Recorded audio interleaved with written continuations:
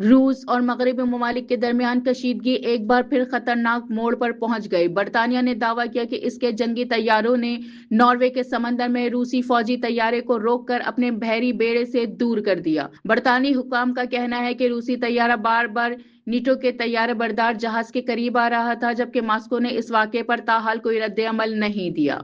Norway के समंदर में एक बार फिर रूस और नीटो की ताकत आमने सामने आ गई। बरतानी वजारत दिफा के मुताबिक रूस का बेयर एफ बहरी निगरानी तैयारा कम बुलंदी पर प्रवास करते हुए बरतानी तैयारा बरदार जहाज HMS प्रिंस ऑफ वेल्स के इंतहाई करीब पहुंच गया, जिसके बाद फौरी दिफाई कार्रवाई अमल में लाई गई।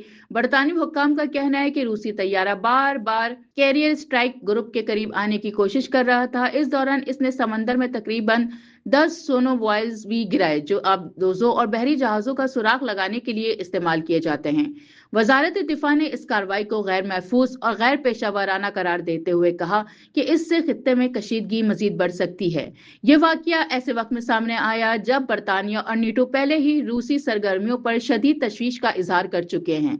चंद हफ्ते कबल रॉयल मेजन्स ने इंग्लिश चैनल में रूस के मुबैना शैडो फ्लीट के एक ऑयल टैंकर के खिलाफ कार्रवाई भी की थी, जबकि नीटो खबरदार कर चुका है कि रूस 2030 तक यूरोप के खिलाफ फौजी ताकत इस्तेमाल करने की सलाहियत हासिल कर सकता है।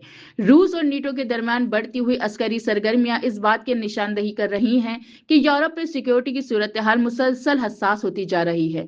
दिफाई माहिरीन खबरदार कर रहे हैं कि अगर दोनों फरीकों के दरमियान ऐसे वाकयात में इजाफा हुआ तो किसी भी गलत अंदाजे या मामूली गलती के संगीन इलाकाई और आलमी नताइज सामने आ सकते हैं।